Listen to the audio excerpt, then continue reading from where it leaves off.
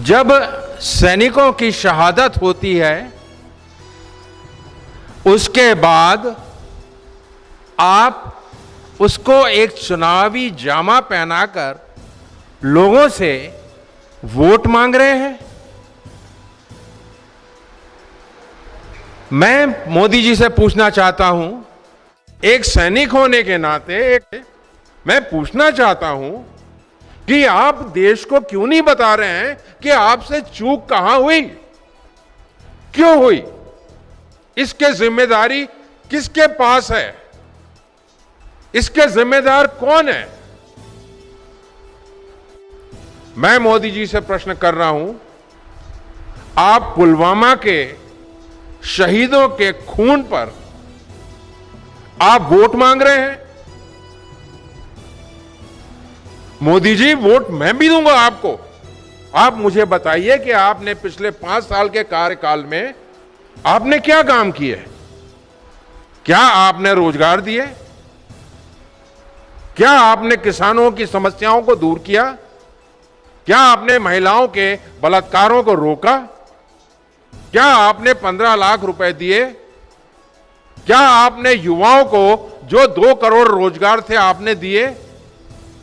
आपने कहा था नोटबंदी के बाद आतंकवाद समाप्त हो जाएगा।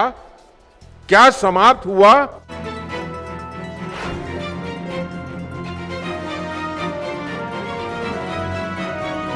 प्रधानमंत्री श्री नरेंद्र मोदी हैं, ये जिस हिसाब से सेना को आगे रखकर सेना के कंधे से जिस हिसाब से वो बंदूक चलाने की कोशिश कर रहे हैं, उस विषय में कुछ जानकारी मैं देना चाहता हूं। जनसभा में उन्होंने क्या कहा था? उन्होंने लोगों से क्या प्रश्न पूछे थे? उन्होंने पूछा था, भाइयों बहनों, मैंने घर के अंदर घुस के मारा, आपको अच्छा लगा ना? आपको पसंद आया ना? आपका सीना चौड़ा हुआ ना? आपका माथा गर्व से ऊंचा हुआ ना? ये प्रश्न मोदी जी ने हमारे छत्तीसगढ़ की जनता से पूछे थे। इसी प्रकार के प्रश्न पाकिस्तान में मसूद अजहर, कौन सा मसूद अजहर? जिसको श्री अजीत डोभाल ने कांधार हाईजैक के बाद खुद उन्हें छोड़ने के लिए गए थे, जो आज हमारे राष्ट्रीय सुरक्षा सलाहकार हैं। मसूद अजहर भी पाकिस्तान में लोगों से यही प्रश्न पूछ रहे होंगे कि मेरे पाकिस्तान भाइयों और बहनों, मैंने पुलवामा में भारत के 44 सैनिकों को मार दिया, आपको अच्छा लगा ना? आपको पसंद आया ना? क्या हमारे प्रधानमंत्री जी अपनी तुलना मसूद अजहर से करना चाह रहे हैं? जब सैनिकों की शहादत होती है उसके बाद आप उसको एक चुनावी जामा पहनाकर लोगों से वोट मांग रहे हैं। मैं मोदी जी से पूछना चाहता हूं कि जो 14 फरवरी को पुलवामा का जो आतंकवादी हमला हुआ, आप उस हमले की जानकारी देश को क्यों नहीं दे रहे हैं? 8 फरवरी को जब सीआरपीएफ ने एक लिखित में वार्निंग जारी की थी और उसमें लिखा था कि सुरक्षा बलों के ऊपर आईडी का हमला हो सकता है, इसको केंद्र सरकार के गृह मंत्रालय ने क्यों नजरअंदाज किया? दूसरी चीज, सीआरपीएफ ने गृह मंत्रालय से मांग करी थी कि हमारे जो 2547 जवानों को जम्मू से श्रीनगर जाना है, उसके लिए उन्हें हवाई जहाज और हेलीकॉप्टर की आप मुहैया कराइए। वो क्यों नकारा गया राजनाथ सिंह जी द्वारा? तीसरा, जो एनआईए ने कहा है कि 14 फरवरी के हमले में 300 केजी एक्सप्लोजिव था, जिसमें जिलेटिन और आरडीएक्स शामिल था। ये सिविलियन गाड़ी किस हिसाब से सुरक्षा बल सीआरपीएफ के कॉन्वॉय के बीच में पहुंच गई? उसको उन्होंने फॉलो किया और उस गाड़ी के पास उन्होंने धमाका किया जो बुलेट प्रूफ नहीं थी। क्या ये जानकारी हमारे प्रधानमंत्री महोदय जी, जो प्रधान सेवक हैं, प्रधान चौकीदार हैं, क्या इस चौकीदारी में उनसे कहीं चूक हुई है? तो वो हमें क्यों नहीं बता रहे हैं? अभी राजनाथ सिंह जी ने, अमित शाह जी ने अभी परसों जब आए थे, उन्होंने क्या कहा? छत्तीसगढ़ शासन से, हमारे मुख्यमंत्री से क्या बोला कि आप जो हादसा अभी हुआ है जिसमें माननीय हमारे विधायक भाजपा के शहीद हो गए, भगवान उनकी आत्मा को शांति दे, उनके परिवार को ये ताकत दे। हमारी सरकार ने, हमारे मुख्यमंत्री ने फौरन जांच के आदेश कर दिए। मैं प्रधानमंत्री जी से एक सैनिक होने के नाते, एक कांग्रेस का कार्यकर्ता होने के नाते, एक छत्तीसगढ़ का मूल निवासी होने के नाते मैं पूछना चाहता हूं कि आप देश को क्यों नहीं बता रहे हैं कि आपसे चूक कहां हुई, क्यों हुई, इसके जिम्मेदारी किसके पास है, इसके जिम्मेदार कौन है? आपने पुलवामा से बालाकोट स्ट्राइक करी, हमें गर्व है कि भारतीय वायुसेना ने वहां स्ट्राइक करी, आतंकवादी के कैंप को तहस-नहस किया। और भारतीय सेना ने हमेशा विषम परिस्थितियों में जो काम किया है, इसी कारण से आज हमारा देश अखंड है। दुनिया के बहुत सारे देश टूट गए हैं, जिसमें पाकिस्तान भी एक है, जिसको इंदिरा गांधी जी ने 1971 में सबसे बड़ी सर्जिकल स्ट्राइक करके ईस्ट पाकिस्तान को बांग्लादेश बना दिया था। मैं मोदी जी से प्रश्न कर रहा हूं, आप पुलवामा के शहीदों के खून पर आप वोट मांग रहे हैं? मोदी जी, वोट मैं भी दूंगा आपको। आप मुझे बताइए कि आपने पिछले 5 साल के कार्यकाल में आपने क्या काम किए? क्या आपने रोजगार दिए? क्या आपने किसानों की समस्याओं को दूर किया? क्या आपने महिलाओं के बलात्कारों को रोका? क्या आपने 15 लाख रुपए दिए?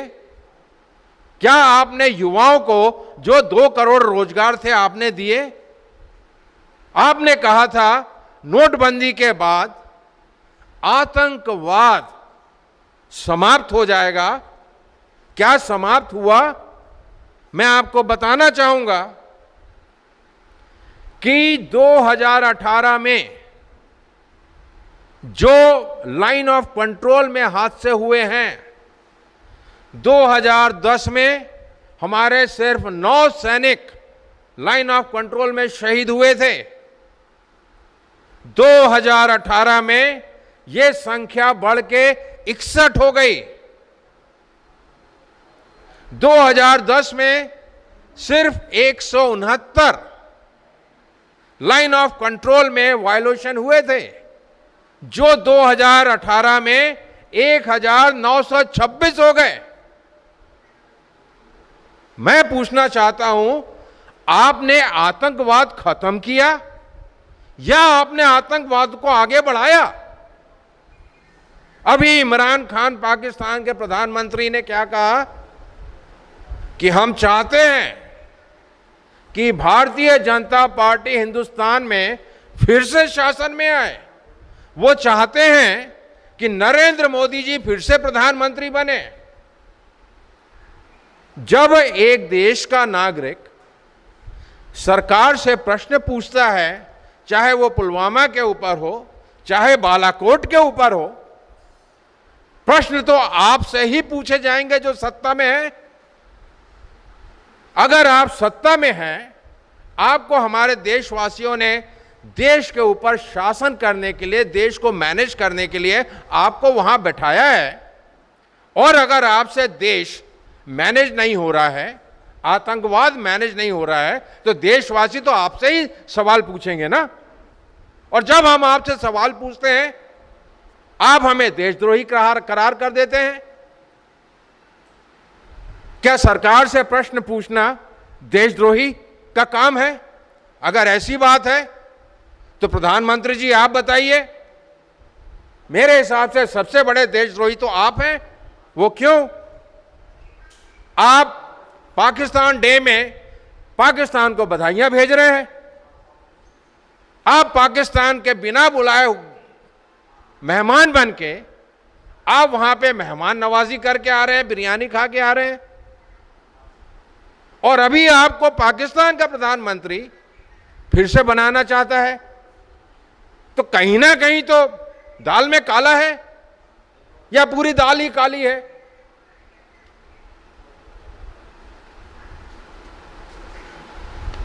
अगर पुलवामा के ऊपर आपको वोट मांगना है, बिल्कुल हम देंगे।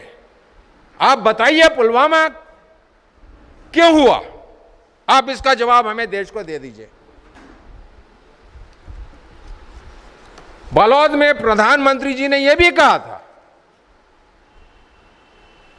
भाइयों बहनों, आपको मजबूत सरकार चाहिए।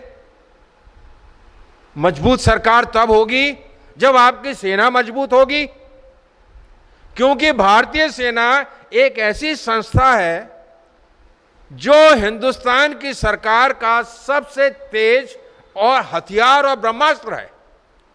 जब पूरा शासन के यंत्र और तंत्र प्रशासन फेल हो जाता है, तब आप सेना को बुलाते हैं, और सेना हर विषम परिस्थिति को उसको सम कर देती है। कोई एहसान नहीं करती, अपना फर्ज निभाती है, और फर्ज निभाती है जज्बे के साथ। अगर उस सेना के मजबूत, आप कह रहे हैं मजबूत सरकार, मजबूत सेना, तो मैं आपको बताना चाहूंगा, जनरल बीसी खंडूरी जो भारतीय जनता पार्टी में अटल बिहारी जी के मंत्री रहे, जिन्होंने क्वाड्रेंगल रोड्स बनाई, उत्तराखंड के मुख्यमंत्री रहे, मोदी जी ने उन्होंने खंडूरी जी को डिफेंस स्टैंडिंग कमेटी का चेयरमैन बनाया था। और यह बनाया था जब मोदी सरकार 2014 में इनकी सरकार आई।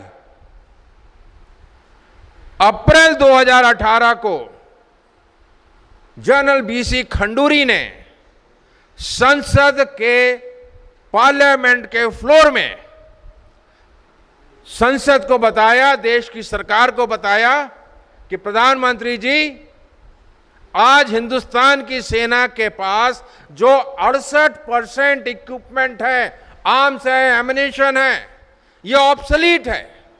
मतलब ये पुराना हो चुका है। सिर्फ 24% कंटेम्परेरी है, जिससे आज काम चलाया जा सकता है, और सिर्फ 8% जो आपके वेपन सिस्टम है, इक्विपमेंट है, वो मॉडर्न है। उन्होंने भाजपा के मंत्री होने के बाद उन्होंने प्रधानमंत्री जी को एक सच्चाई उनके सामने रखी।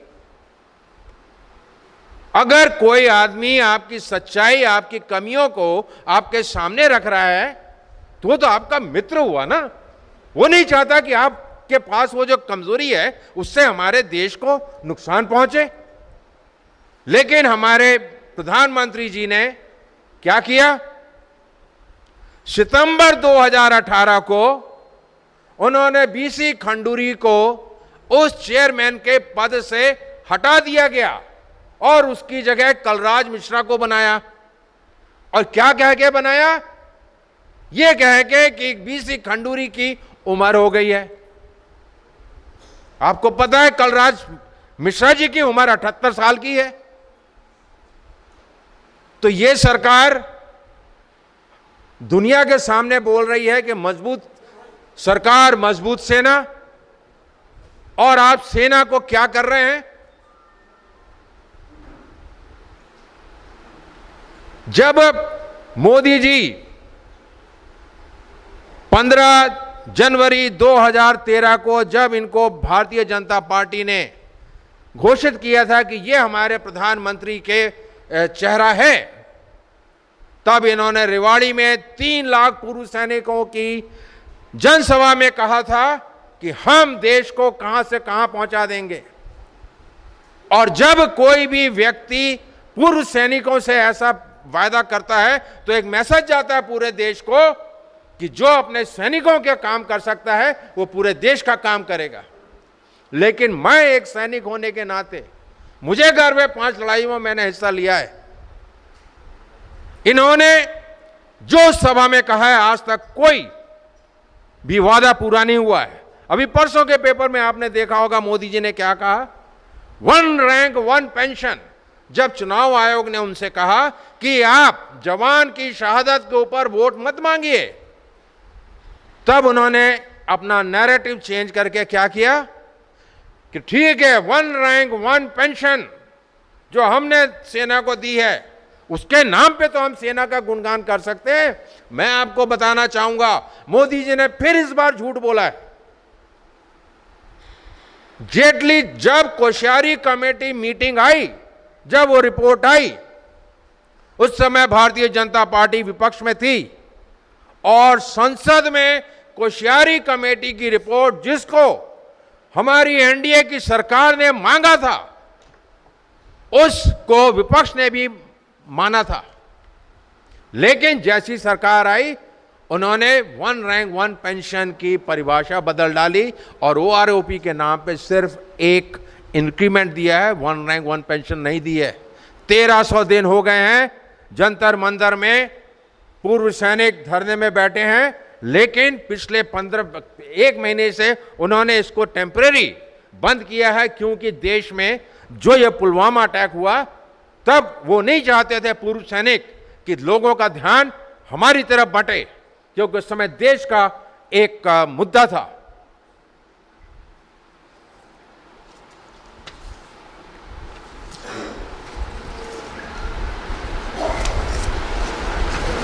जो इन्होंने कहा नक्सलवाद, अमित शाह जी ने कहा कि छत्तीसगढ़ में पिछले 3 महीने में नक्सलवाद बढ़ गया है।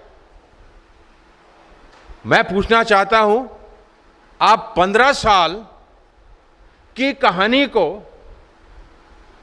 जो 15 साल भारतीय जनता पार्टी के शासन काल में, आपको पता है 2003 से लेके 2018 तक सिर्फ बस्तर में 1078 सीआरपीएफ और सुरक्षा बल के जवान शहीद हुए हैं। मतलब हर 5वें दिन भारतीय जनता पार्टी की सरकार में एक जवान शहादत उसको मिली है। तब आपने क्यों नहीं पूछा कि आपने नक्सल क्यों नहीं खत्म किया? और आपको बताऊं, पिछले 3 महीने में जो एनकाउंटर्स हुए हैं उसमें जितने नक्सलवादी अभी मारे गए हैं, रिकॉर्ड्स हैं, ये पहले नहीं मारे गए। हमारे माननीय मुख्यमंत्री जी ने फौरन स्वर्गीय भीमा जी की शहादत के ऊपर फौरन एक्शन लिया। आप भी झीरम के मामले में एक्शन ले लेते। नोटबंदी से नक्सलवाद खत्म होगा, आतंकवाद खत्म होगा, ऐसा तो कहीं नजर नहीं आ रहा है।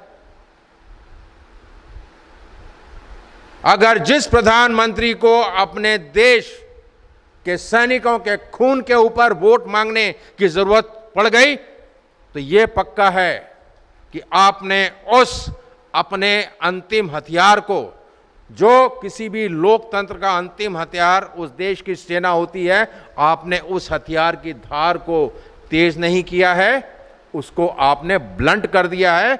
और उस धार को कम करने के एवज, उसकी आड़ में आप सेना के कंधे से बंदूक चला के, सेना को सामने रख के आप देश को गलत मैसेज दे के आप सैनिकों के खून से वोट मांग रहे हैं। मैं इसकी घोर निंदा करता हूं और यह चिंतनीय विषय है। भाइयों और बहनों, मेरे पत्रकार दोस्तों, मैं आपको बताना चाह रहा हूं कि आज देश की स्थिति जिस हिसाब से गवर्न हो रहा है बहुत नाजुक है। हमने अपना कार्य पूरा किया है एक सच्चे नागरिक होने के नाते, लेकिन आज से 15 साल के बाद जब देश की समस्या इतनी बढ़ जाएगी जहां से हम जिसको कहते हैं पॉइंट ऑफ नो रिटर्न, तब अगर किसी को गाली देना हो तो कम से कम मैं ना हूं। आपके आने वाली नस्लों आपसे पूछेंगी, जब देश टूटने की कगार में जब शुरुआत हुई थी तब आपने क्यों नहीं आवाज उठाई? कम से कम मुझे तो कोई, मेरे आने वाली नस्लें मुझे गाली नहीं देंगी कि ब्रिगेडियर प्रदीप यदु ने आवाज उठाई थी इस सरकार के खिलाफ। बीज अगर जहरीला है तो उसमें से फल जहरीले ही निकलेंगे। आप जहरीले बीज से यह उम्मीद करेंगे कि उससे आम पैदा होगा या अमरूद पैदा होगा, नहीं हो सकता।